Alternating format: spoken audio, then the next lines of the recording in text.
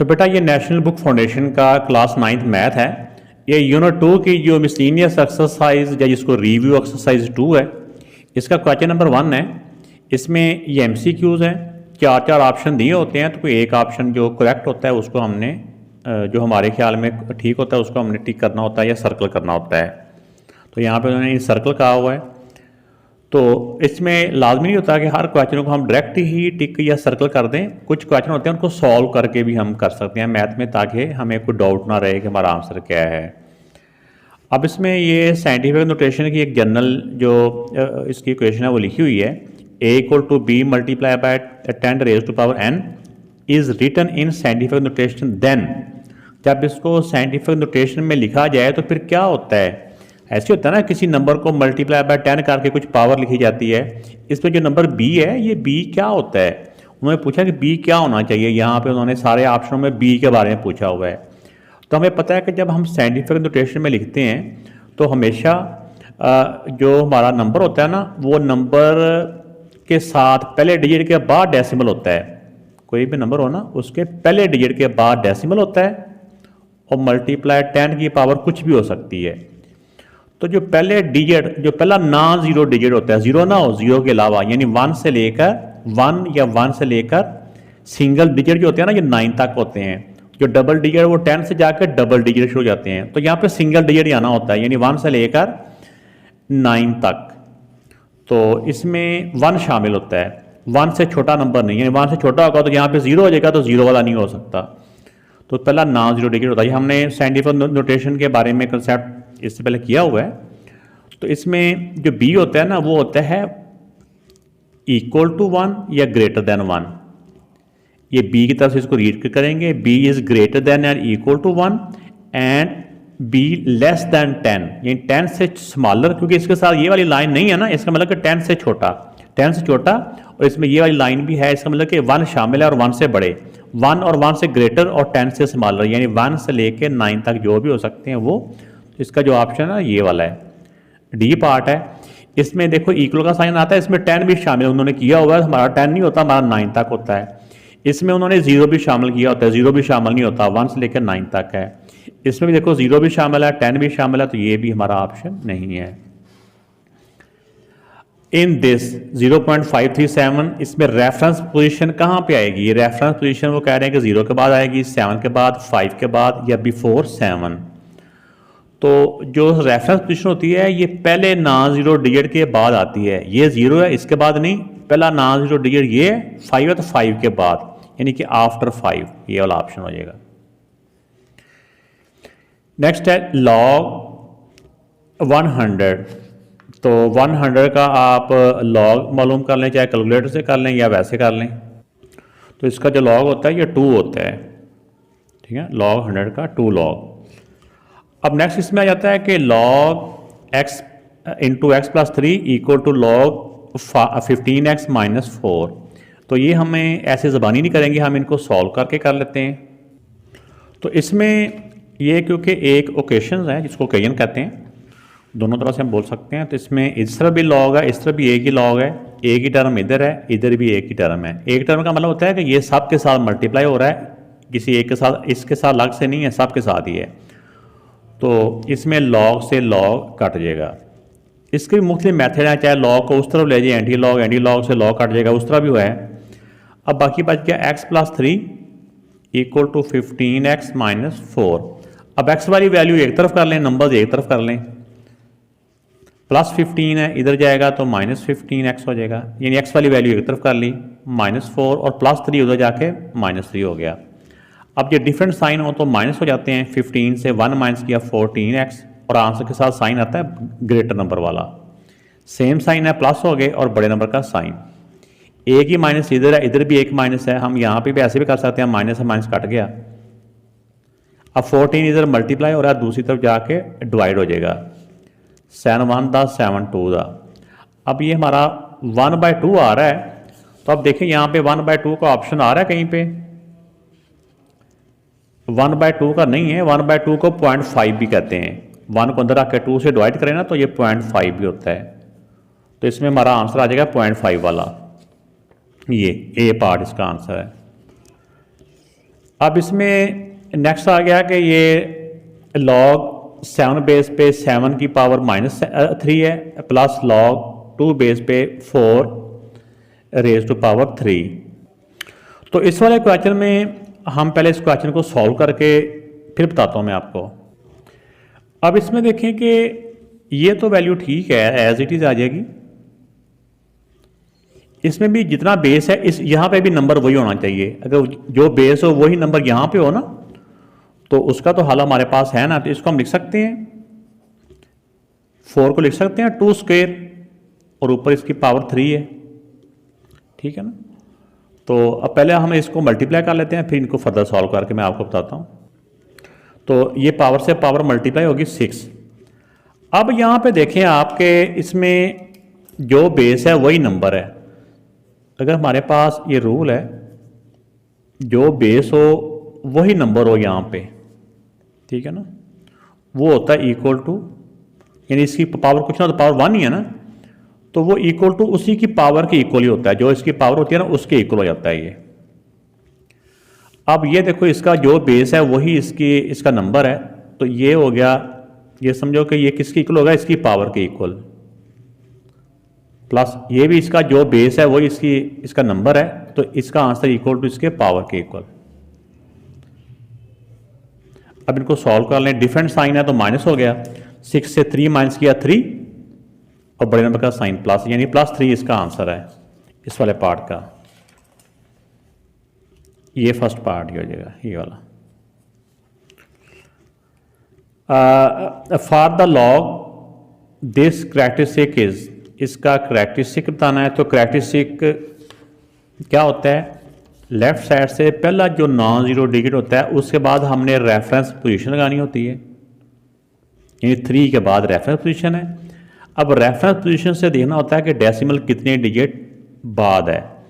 तो reference position से decimal 1 2 3 digit के बाद आता है। एक तो इसका करैक्टरिस्टिक होगा 3, और अगर नेगेटिव साइड पे हो तो -3 यानी -3 होगा। ये वाला बी पार्ट इसका आंसर आ जाएगा।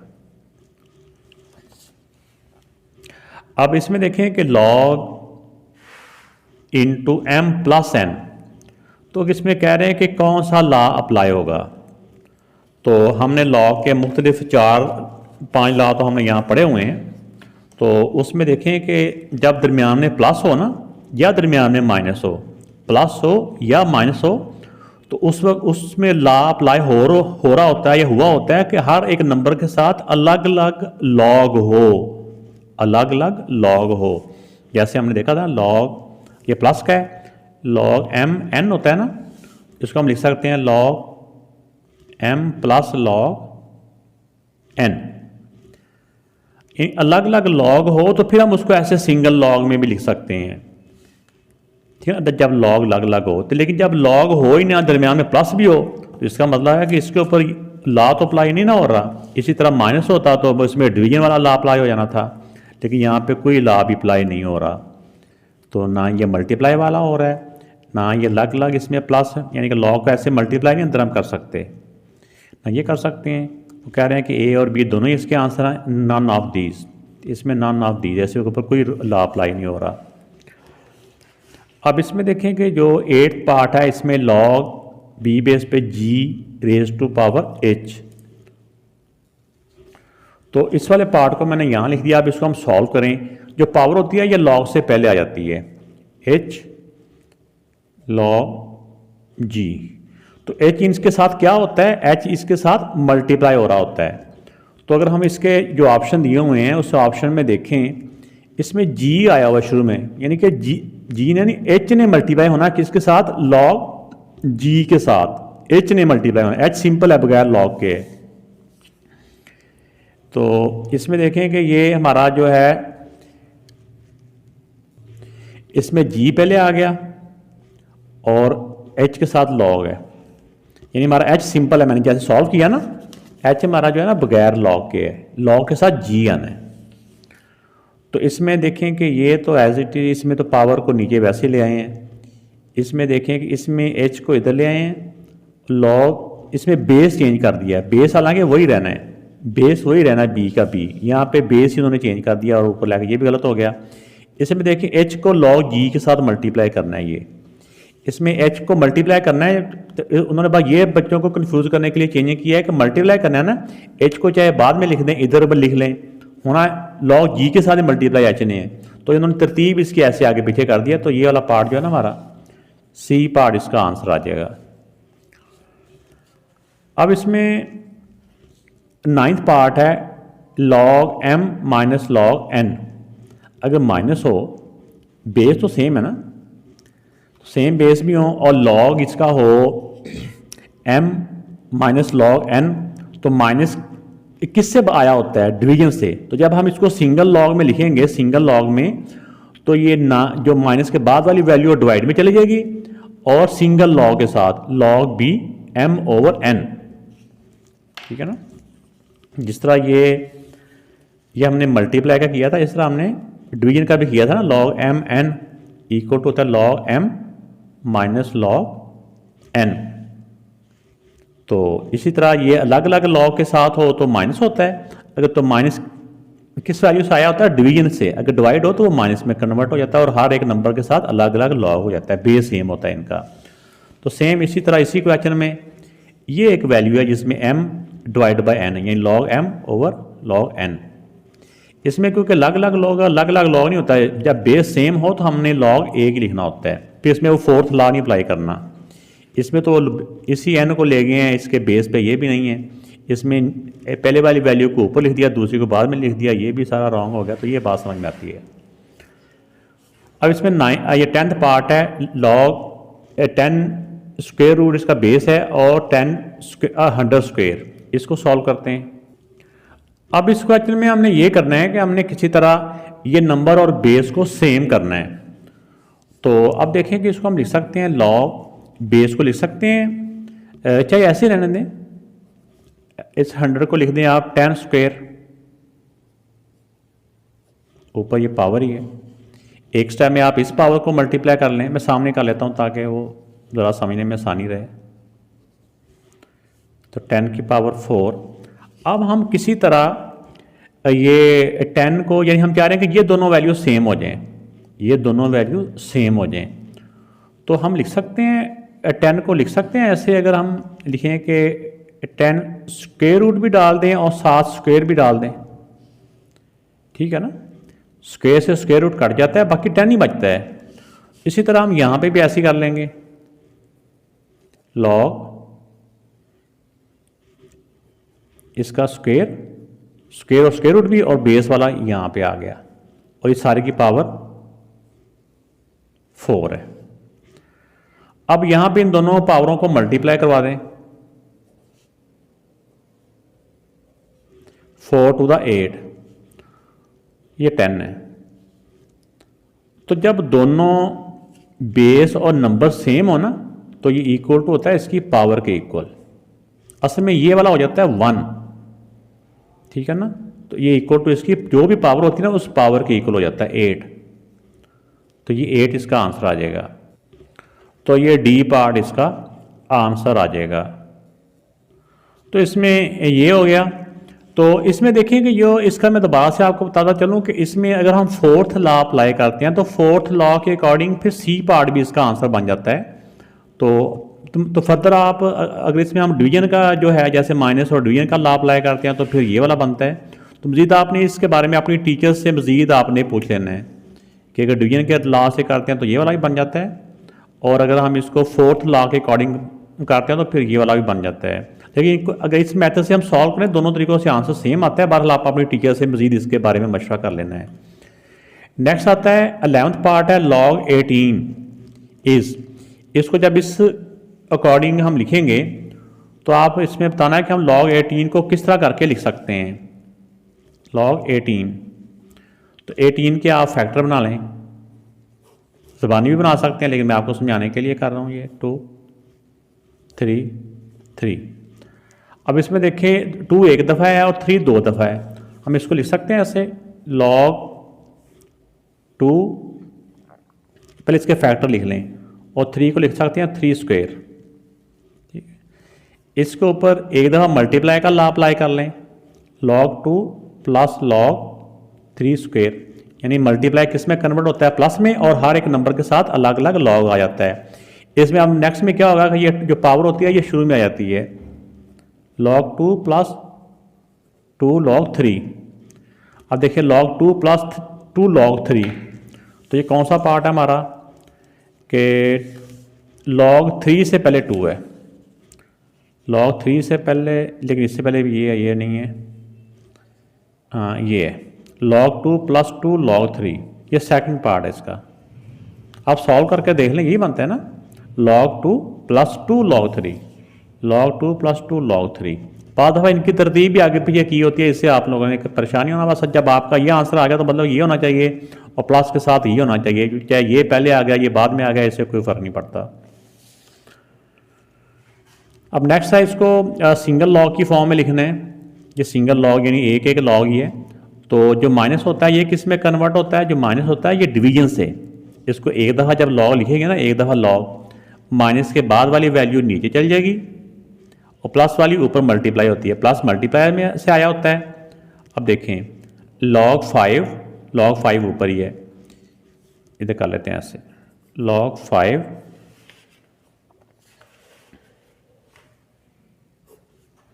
अब माइनस के बाद वाली नीचे होगी, फिर प्लस है ये ऊपर, फिर ये माइनस है ये नीचे। अब देखिए अगर इसी फॉर्म में दिया हुआ आंसर तो फिर ठीक है, अगर इसको सॉल्व करके किया हो फिर भी ठीक है। 5 3 15 और 8 2 16, 15/16, यानी लॉग एक दफ़ा 15/16, ये वाला उन्होंने ऑप्शन दिया हुआ है। बस इसमें ये याद रखना है कि माइनस के जो होता है ना ये डिवीजन से कन्वर्ट हुआ होता है, तो जब इसको सिंगल लॉग की फॉर्म में लिखते हैं तो फिर जो माइनस के बाद वाली वैल्यू होती है वो नीचे जाती है, तो जैसा ये हमने नीचे की है। जिनको सॉल्व किया तो log 15/16, तो ये वाला ऑप्शन हमारा आंसर है। अब इसमें ये 13 पार्ट है, log 10 बेस पे 100 की पावर 0। इसको जब हम सॉल्व करते हैं तो इसको भी सॉल्व करने के डिफरेंट मेथड हैं। तो 100 को हम लिख सकते हैं 10 स्क्वायर, इनको अब log 10, ये भी 10 है, 2 0 था 0, तो जब बेस और नंबर सेम हो तो इक्वल टू किसके होता है, इक्वल टू इसकी जो पावर होती है उसके इक्वल होता है, तो ये 0 के इक्वल हो जाएगा। ये बी पार्ट इसका आंसर हो जाएगा। ये 14 पार्ट में है, इसको साइंटिफिक नोटेशन में अगर लिखें तो कैसे लिख सकते हैं, इसको ये करना होता है ना 6.25 मल्टीप्लाई बाय 10। अब इसका डेसिमल साइंटिफिक नोटेशन में पहले डिजिट, पहले नॉन जीरो डिजिट के बाद ही होना होता है, तो इसका डेसिमल पहले ही उसी जगह पे है, तो डेसिमल जितने डिजिट मूव किया हो ना लेफ्ट या राइट से उतनी 10 की पावर आनी होती है। तो ये इसका डेसिमल तो मूव ही नहीं किया, यानी 0 डिजिट मूव किए, कोई डिजिट मूव नहीं किया, तो ये 10 की पावर जो 0 है ना, ये वाला इसका आंसर होगा, ये वाला ही है, बी पार्ट इसका आंसर हो जाएगा। Base of natural logarithm is, तो जो बेस ऑफ नेचुरल लॉगरिथम होता है वो इर्रेशनल, इसके बारे में हमने इसकी एक्सरसाइज में भी ये सीखा हुआ है, मैं आपको दिखा भी देता हूँ ताकि आपको दोबारा से याद करने में आसानी रहे। तो कि जो कॉमन लॉग होते हैं उनका बेस 10 होता है, और जो नेचुरल बेस होते हैं उनका लॉग इर्रेशनल या ऐसे कह लें कि ये होता है। ठीक हो गया, तो इर्रेशनल हमारा वहाँ पे ऑप्शन दिया हुआ, तो ये वाला ऑप्शन हमने वहाँ पे आंसर लिख देना है। तो इसमें जो 16 पार्ट है, 16 पार्ट को जब हम सॉल्व करेंगे, इसमें है इफ़ लॉग, ये बेस इसका x square root 25 equal to 4, then x की वैल्यू फाइंड करनी है। तो x की वैल्यू फाइंड करने के लिए लॉग फॉर्म से पहले हम इसको एक्सपोनेंशियल फॉर्म में लिख लेंगे। एक्सपोनेंशियल फॉर्म में क्या होता है कि जो बेस होता है ये बेस ही रहता है, और ये इसके ऊपर, और ये नंबर सामने चला जाता है। अब देखिए इसको हम लिख लेते हैं इसको पावर की फॉर्म में, यानी स्क्वायर रूट को हम हटा के लिख सकते हैं ना 1/2, और ये पावर इसकी पावर से मल्टीप्लाई हो जाएगी, और 25 को चाहे आप ऐसे ही रहने दें चाहे डायरेक्ट लिख दें, 25 को लिख सकते हैं 5 स्क्वायर। अब 2 और 4 ये सेम टेबल से कट हो रहे हैं, इनको हम कट कर लेंगे, 2 1 दा 2 2 दा, तो ये हो जाएगा x की पावर हो जाएगी 2, इधर 5 पावर 2, तो इनके क्योंकि अब एक्सपेरिमेंट सेम हो गए, तो जब एक्सपेरिमेंट सेम हो, जब हम दूसरे लफ्ज़ों में बच्चों से ये कह देते हैं कि जब जो चीज़ सेम होती है वो दूसरे कट गई और x इक्वल टू 5, तो इस तरह करके x की वैल्यू 5 आ जाएगी। तो ये फर्स्ट वाला पार्ट इसका आंसर हो गया। अब नेक्स्ट में देखें कि ये log 10 की पावर 4 है डिवाइड बाय log ये log 10 है, दोनों का जो बेस है वो b स्क्वायर रूट है। तो इसमें देखें कि जो डिवाइड होता है, डिवाइड को हम एक तो हम माइनस में बदल सकते हैं, ठीक है ना। तो इसमें देखें सेकंड पार्ट में देखें log फर्स्ट वैल्यू नहीं, इसमें डिवाइड है, इसमें अलग अलग लॉग है। जब अलग अलग लॉग हो तो इसमें फिर फोर्थ वाला लॉ अप्लाई होगा। लेकिन इसमें ये आ जाता है कि जब डिवीजन का साइन हो, मल्टीप्लाई या डिवीजन का साइन हो और अलग अलग लॉग हो, अलग अलग लॉग उस वक्त होता है जब वो मल्टीप्लाई यानी कि मल्टीप्लाई प्लस में कन्वर्ट हुआ होता है और डिवाइड माइनस में कन्वर्ट हुआ होता है। तो यहाँ पे डिवीजन का साइन भी है, लॉग अलग अलग भी है, तो उस वक्त उस पर जो फोर्थ लॉ है ना वो हमने अप्लाई करना होता है। तो क्योंकि हमने देखा कि जब डिवीजन का साइन होता है ना तो उस वक्त सिंगल लॉग के साथ इस फॉर्म में लिखा जाता है, तो उस वक्त तो जो माइनस होता है ना वो log m minus log n में कन्वर्ट हो जाता है। लेकिन जब लॉग अलग अलग हो तो इसके ऊपर फिर फोर्थ लॉ के मुताबिक कि log m और जो नीचे वाला नंबर होता है ना ये बेस पे चला जाता है, ऐसे इस फॉर्म में इसका आंसर होना चाहिए था। लेकिन ये जो ऑप्शन है इसमें यानी कि बाद वाला जो नंबर है ये बेस पे जाना चाहिए, और ये ऐसे इसका मैसेज लिख सकते हैं log क्योंकि इनका बेस सेम था ना 10, और ये वाला इधर 10 आ जाएगा इधर। तो इस फॉर्म में जो आंसर ना हमारा इसमें कोई भी नहीं है, तो लिहाजा यहाँ पे हम कह देंगे कि यहाँ पे नॉन, कोई नहीं है। जैसे ये दिए तो हैं लेकिन हम ऐसी इसको इसी फॉर्म में रहने दें और माइनस में कन्वर्ट कर दें, ऐसा नहीं होता। जो इसके चारों लॉज हैं, एक पावर का है, बाकी जो तीन हैं वो भी आपके सामने ही हैं, उन सामने को देखते हुए ऐसा नहीं होता। ये पहले ही लॉग है, ये भी डिवीजन है, अलग अलग लॉग है, तो ऐसे नहीं है कि डिवीजन को डिवीजन ही रहने दें और लॉग भी एक रह जाए, ऐसा नहीं है। उसका जो फोर्थ लॉ है ना उसके मुताबिक होगा। तो इसके अकॉर्डिंग इसमें से कोई भी आंसर नहीं है। अब इस वाले क्वेश्चन में देखें कि इसको हमने सिंगल लॉग की फॉर्म में लिखना है, तो इसमें ये होता है कि जब इसका सेकंड स्टेप होता है, जो लॉग से पहले नंबर होता है ये पावर में चला जाता है, इसको हम लिख सकते हैं ऐसे, ये 5 2 के ऊपर चला गया, माइनस ये जो 2 इस लॉग से पहले 2 है ये इस 5 के ऊपर चला जाएगा, log 5 2। जब हम इनको सिंगल लॉग की फॉर्म में लिखेंगे तो माइनस किस में कन्वर्ट होता है, 2 की पावर 5, जो माइनस होता है ये डिवीजन से कन्वर्ट होता है, इसका लॉग सिंगल हो जाएगा और ये नंबर डिवीजन में चला जाएगा, 5 की पावर 2, ऊपर 2 की पावर 5 है, नीचे 5 की पावर 2 है और सिंगल लॉग है। इसमें देखें कहाँ पे है, ये 2 की पावर 5 और ये 5 की पावर 2, ये बेटा इसका है सी पार्ट, इसका आंसर हो जाएगा। बाकियों को भी सॉल्व करके देखें, ऐसा नहीं होगा, तो ये वाला पार्ट इसका आंसर है। तो वीडियो अच्छी लगी तो हौसला अफजाई करिए, लाइक और कमेंट ज़रूर कीजिएगा। अपना ख्याल रखिएगा। अल्लाह हाफिज़।